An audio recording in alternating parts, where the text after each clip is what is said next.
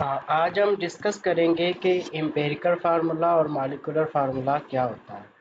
तो empirical formula सबसे पहले डिस्कस करते हैं कि एम्पिरिकल फार्मूला क्या होता है।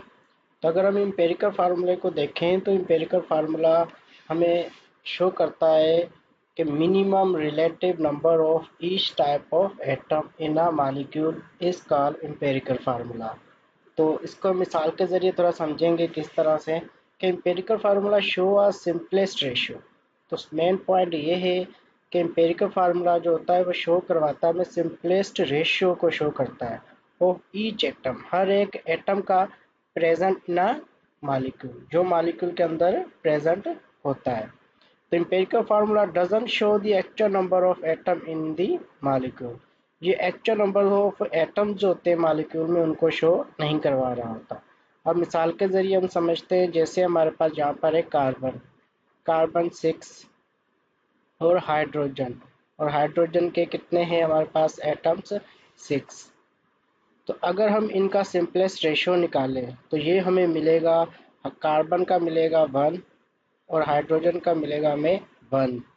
तो क्योंकि 6 और 6 से यहाँ पर, तो यकीनन इनका सिंपलेस्ट रेशियो हमारे पास 1 और 1 ही निकलेगा। तो इसीलिए हम कार्बन को एक बार लिखेंगे और हाइड्रोजन को भी एक बार लिखेंगे। तो इससे हमें पता चला ये जो हमने CH लिखा है ये क्या है, हमारे पास एम्पिरिकल फार्मूला है किसका, बेंजीन का। इसी तरह से ग्लूकोज है, तो उसका अगर हम देखें तो हमारे पास यहाँ पर हमें शो हो रहा है कार्बन 6, हाइड्रोजन 12 और ऑक्सीजन 6। अगर इनका सिंपल रेशियो निकालेंगे तो यकीनन हमें, अगर हम इसको 6 से डिवाइड कर दें, अगर हम ये 6 कार्बन के, 12 हाइड्रोजन के और इसी तरह से 6 जो है ये ऑक्सीजन के, अगर हम इसको 6 से डिवाइड करें तो 6 वन ज़ा 6, 6 टू ज़ा 12, 6 वन ज़ा 6, ये रेशियो में मिलेगा 1:2:3। तो अब यहाँ पर हाइड्रोजन का रेशियो यहाँ पर मिला है हमें 2, कार्बन का 1 और ऑक्सीजन का भी 1। तो हम ऐसे लिखेंगे CH2O। तो अब ये जो हमने लिखा है CH2O, ये क्या बन गया, एम्पिरिकल फार्मूला बन गया किसका, ग्लूकोज का। तो यकीनन आपको पता चल गया होगा कि एम्पिरिकल फार्मूले किस तरह से हम लिख सकते हैं। फिर इसके बाद हमारे पास नेक्स्ट वन है मॉलिक्यूलर फार्मूला। अब हम देखेंगे कि मॉलिक्यूलर फार्मूला क्या होता है। मॉलिक्यूलर फार्मूले में हम शो करवाते हैं actual numbers of atoms of element के, जो एटम एलिमेंट के जो एटम्स होते हैं उनके एक्चुअल नंबर जो होते हैं ना, अगर हम उनको शो करवा रहे होंगे तो इस उसको हम क्या कहेंगे, मॉलिक्यूलर फार्मूला। अगर कोई मॉलिक्यूल है हमारे पास उसके, अब हम करते हैं molecular formula. Molecular formula is the formula which show actual number of atom of each element present in a molecule. तो मॉलिक्यूलर फार्मूला में शो करवाता है एक्चुअल नंबर ऑफ एटम्स के बारे में जो प्रेजेंट होते हैं किसमें, किसी मॉलिक्यूल में। Molecular formula is drive from a empirical formula. Molecular फार्मूले को भी हमने किससे लिया है, एम्पिरिकल फार्मूले से। तो एक्चुअल नंबर ऑफ एटम्स जो होते हैं एलिमेंट में, अगर हम उनको शो करवाएं तो वो मॉलिक्यूलर फार्मूला कहलाता है। मिसाल के तौर पर अब फिर से हम ये बेंजीन की मिसाल लेते हैं। यहाँ पर बेंजीन के कार्बन 6 और हाइड्रोजन कितने हैं, 6। तो 6 कार्बन एंड 6 हाइड्रोजन। तो molecular formula is the integral multiplier of 1 2 3 etc of empirical. तो इसमें अगर हमने एक्चुअल नंबर ऑफ कार्बन के कितने 6 शो करवा रहे हैं, और इसी तरह हाइड्रोजन के एक्चुअल नंबर कितने हैं हमारे पास, वो भी 6 है। तो अगर हम ऐसे ही लिख दें तो ये हमारे पास क्या कहलाएगा, मॉलिक्यूलर फार्मूला कहलाएगा।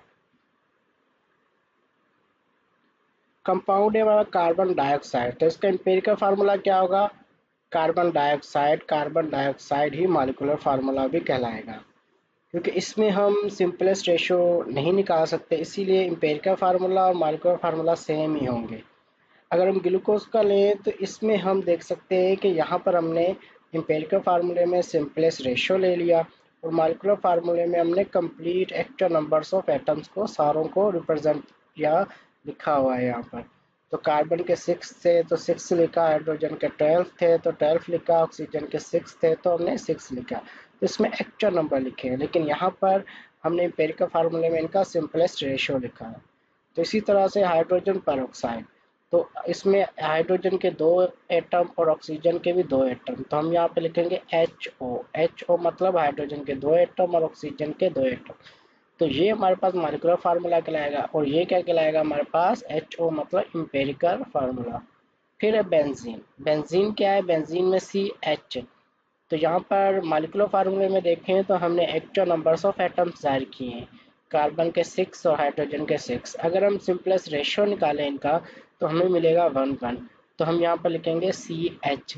तो ये CH क्या कहलाएगा, इसका एम्पिरिकल फार्मूला कहलाएगा। Atomic number and atomic mass. Atomic number क्या होता है, atomic number is a number of protons present in the nucleus of atom of any element.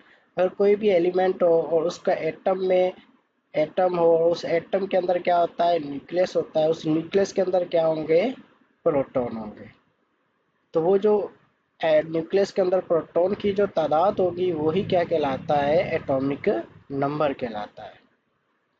So is represented by the symbol Z. All atoms of an element have a same atomic number due to the presence of same number of proton.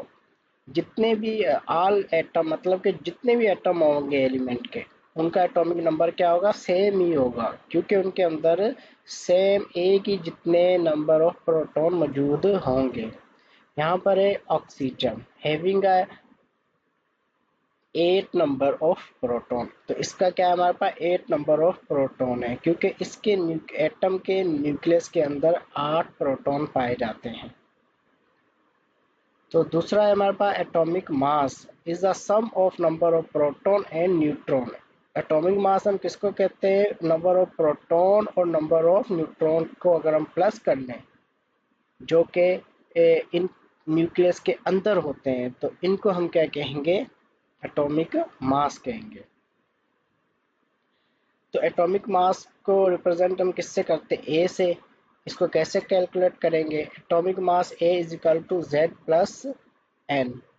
यहाँ पर N क्या है हमारे पास, N हमारे पास है number of neutron, और Z क्या है, जेड है हमारे पास एटॉमिक नंबर।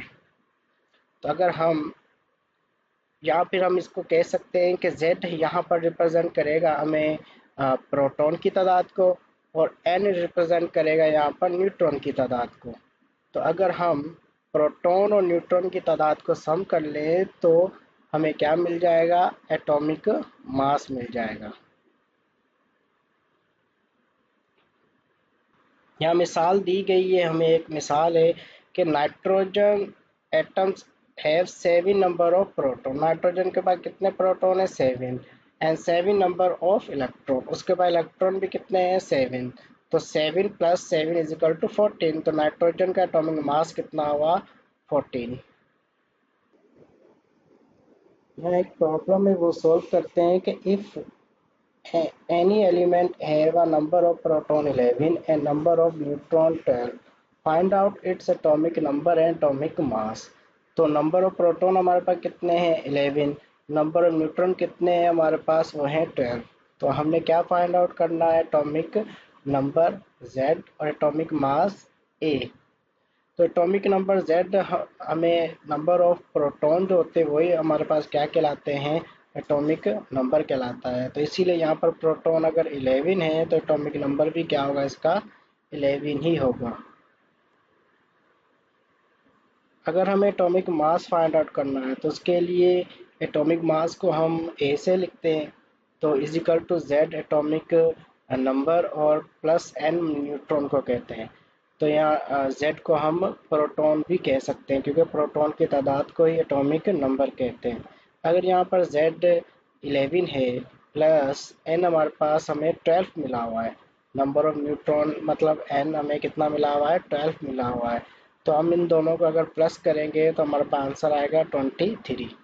तो इस तरह से हमने फाइंड आउट कर लिया कि किसी भी हमें अगर मिला हो, प्रोटॉन्स मिले हों या हमें न्यूट्रॉन मिले हुए हों, तो हम एटॉमिक नंबर और एटॉमिक मास को इजीली फाइंड आउट कर सकते हैं।